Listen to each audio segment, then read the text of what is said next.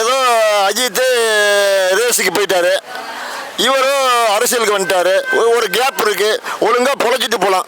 சினிமாவில் பொழைச்சிட்டு போகிறத விட்டுட்டு இவர் நான் வரேன், இவரெல்லாம் வந்த துட்டு தான் போகும். அவர் மாமனார் பேர் எப்படி போச்சோ அதே தான், ரசிக்கலாம், அவ்வளோதான்.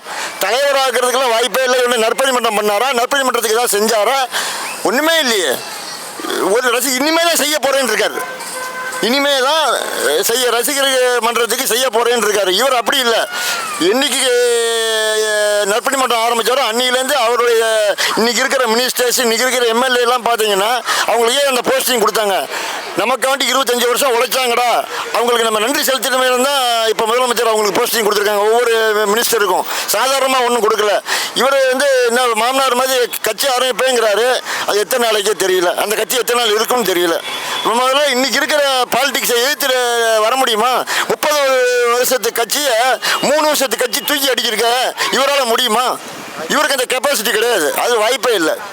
பிரச்சனை வந்தாலும் சுமூகமாக தான் முடியும், அதை பற்றி கவலையே பட வேண்டாம். அதாவது எதுவுமே பேசி தான் தீர்க்கணும். பேசி தீர்க்க ஒத்து வரலைன்னா உச்சநீதிமன்றத்தை நாட வேண்டியதான். நீதிமன்றம் எல்லாருக்கும் பொதுவாக தானே, உங்களுக்கு இப்போ பாரபட்சம் பார்க்காம தானே செய்யும். இப்போ போய் பேச ஒத்து வரலைன்னா சுப்ரீம் கோர்ட்டில் கண்டிப்பாக முறையிடுவோம். அதில் மாற்றமே இல்லை. மேக்சிமம் அந்த அளவுக்கு போகாமல் இருக்கணும்னு ஆசைப்பட்றோம். தலைவருடைய நேரம்னா அங்கே இவங்க எதாவது போட்டி வச்சாலும் இப்போ தண்ணி பிச்சுக்கிட்டு தான் வருது. அப்போ நேரம் நமக்கு சாதகமாக தானே இருக்குது.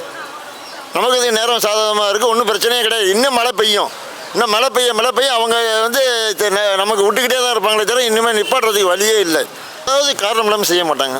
இல்லை அப்படி கிடையாது. இல்லை கண்டினியூவாக இருக்கணும்னு ஆசை, இவரே இருந்து பண்ணணுங்கிற ஆசை கண்டிப்பாக. நான் ஏற்கனவே சொல்லியிருக்கேன், 15 வருஷத்துக்கு இவர் அசைக்க கூட முடியாது. ஒரு தடவை என்ட்ரி ஆகிட்டார், அவ்வளோதான். பேஸ் மட்டும் நீங்கள் நினைக்கிற மாதிரி பேஸ் மட்டும் இன்றைக்கெலாம் போடல. அவர் 15 இயர்ஸாக போட்ட டார்கெட் அவர்களுக்கு.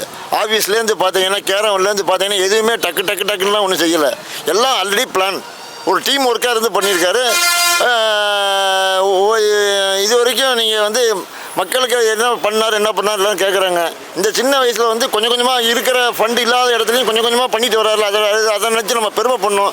முதல்ல எந்த அமைச்சரும் லஞ்சம் வாங்காமல் இருக்கல, எந்த எம்எல்ஏயும் லஞ்சம் வாங்காமல் இருக்கேன் இது வரைக்கும் வரல. இல்லை அப்படி வந்தால் தண்டனை கொடுப்பேன்னு சொன்ன ஒரே முதலமைச்சர் இவர் தானே. வேறு எந்த முதலமைச்சர் சொன்னாங்க?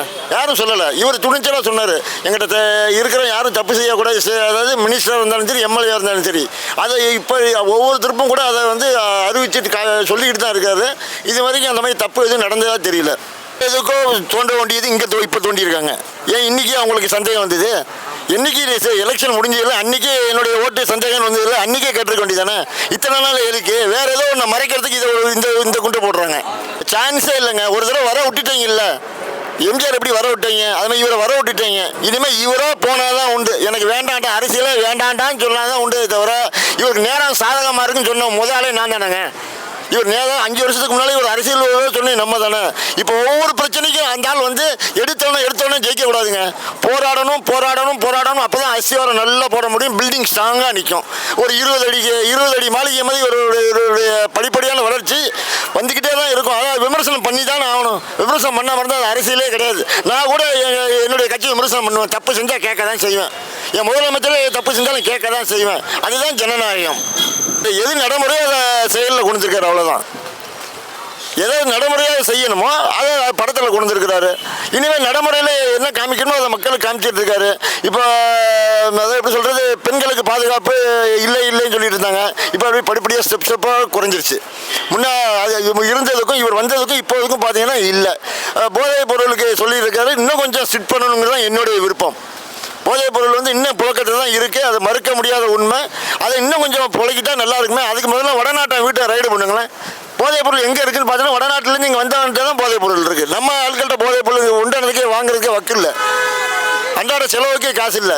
அப்படிங்கும்போது நீங்கள் வடநாட்டிலேருந்து இங்கே எவன்லாம் கடை வச்சுருக்கான்னு பாருங்கள், ஃபைனான்ஸ் எவன் வச்சுருக்கான்னு பாருங்கள், நகைக்கடை எவன் வச்சுருக்கான்னு பாருங்கள். அவன் வீட்டு போய் சோதனை பண்ணுங்க. அவனால் ஒரு கொஞ்சம் பான்பராக்கும் ஆன்சர் இல்லாமல் அவனால் இருக்க முடியுமா?